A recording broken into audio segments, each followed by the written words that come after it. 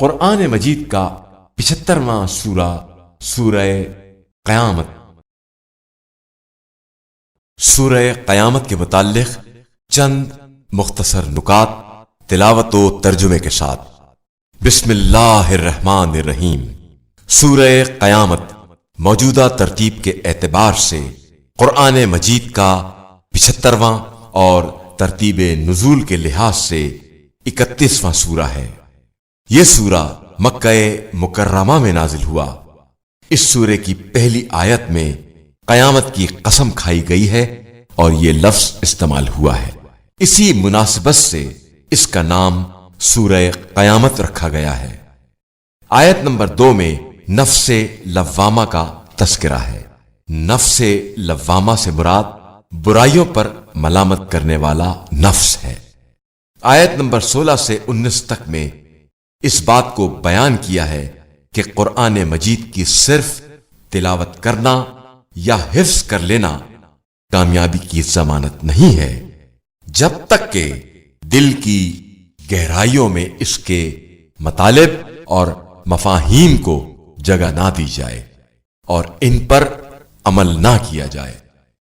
آیت نمبر 31 سے 35 تک مفسرین کے بیان کے مطابق ابو جہل کے بارے میں نازل ہوئی ہیں، جو نہ ایمان لایا اور نہ نماز پڑھی، بلکہ مسلسل رسول خدا صلی اللہ علیہ وآلہ وسلم کی تکذیب کرتا رہا اور مذاق اڑاتا رہا اور عذاب الہی کا مستحق قرار پایا۔ جو شخص اس سورے کی باقاعدگی کے ساتھ تلاوت کرے گا اس کا رزق وسیع ہوگا۔ بسم اللہ الرحمن الرحیم۔ بنام خدائے رحمان و رحیم۔ لا اقسم بیوم القیامہ۔ قسم کھاتا ہوں روز قیامت کی۔ ولا اقسم بالنفس اللوامہ۔ قسم کھاتا ہوں ملامت کرنے والے نفس زندہ ضمیر کی۔ ایحسب الانسان ان لن نجمع عظامہ۔ کیا انسان یہ خیال کرتا ہے کہ ہم اس کی ہڈیوں کو جمع نہیں کریں گے؟ بلا قادرین علی ان نسوی بنانہ۔ ہاں ضرور کریں گے، ہم تو اس کی انگلیوں کی پور بنانے پر بھی قادر ہیں۔ بل یرید الانسان لیفجر امامہ۔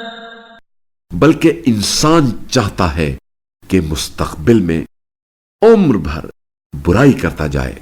یسأل ایان یوم القیامہ۔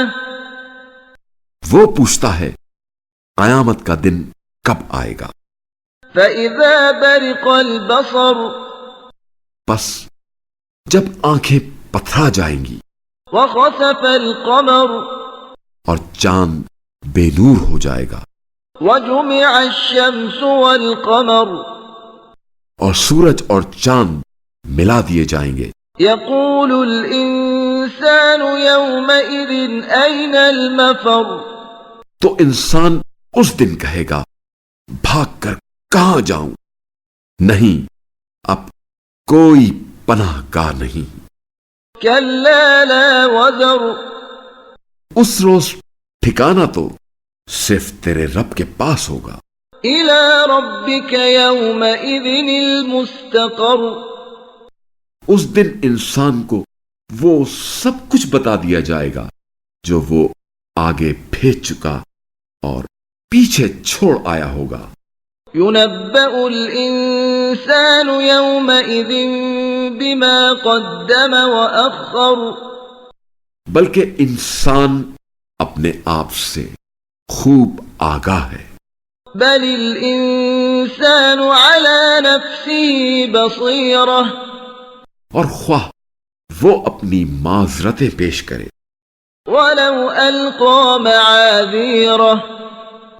اے نبی صلی اللہ علیہ وآلہ وسلم، آپ وحی کو جلدی حفظ کرنے کے لیے اپنی زبان کو حرکت نہ دیں۔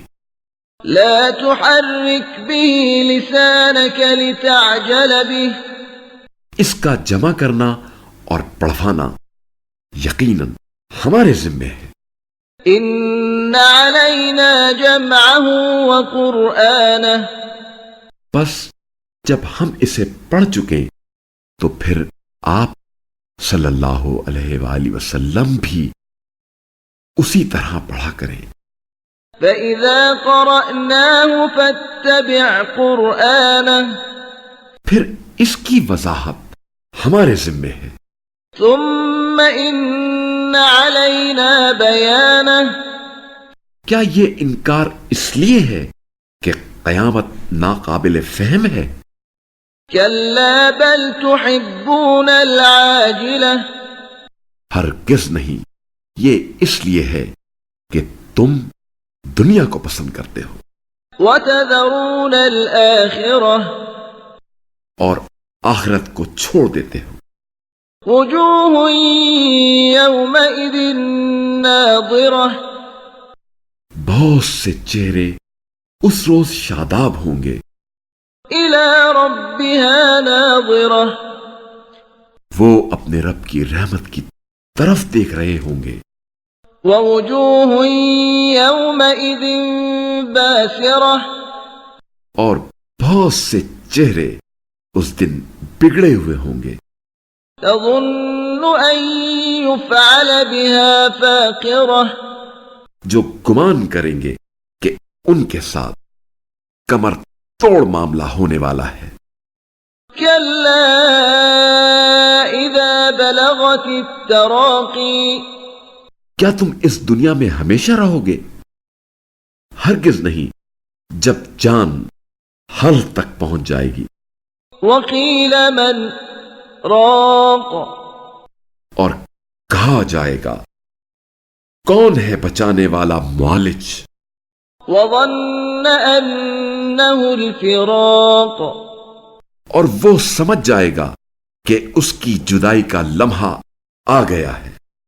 والتفت الساق بالساق اور پنڈلی سے پنڈلی لپٹ جائے گی. إلى ربك يومئذ المساق تو وہ آپ صلی اللہ علیہ وآلہ وسلم کے رب کی طرف چلنے کا دن ہوگا. فلا صدق ولا صلى بس اس نے نہ تصدیق کی اور نہ نماز پڑھی، ولكن كذب وتولى بلکہ تکذیب کی اور روح گردانی کی. ثم ذهب إلى أهله يتمطى پھر اکڑتا ہوا اپنے گھر والوں کی طرف چل دیا. أولى لك فأولى تیرے لیے تباہی پر تباہی ہے. ثم أولى لك فأولى پھر تیرے لیے تباہی پر تباہی ہے. أيحسب الإنسان أن يترك سدى کیا انسان یہ خیال کرتا ہے کہ اسے یوں ہی چھوڑ دیا جائے گا؟ ألم يكن نطفة من مني يمنى کیا وہ رحم میں ٹپکایا جانے والا منی کا ایک نطفہ نہ تھا؟ ثم كان علقة فخلق فسوى پھر لوتھڑا بنا، پھر اللہ نے اسے خلق کیا، پھر اسے معتدل بنایا.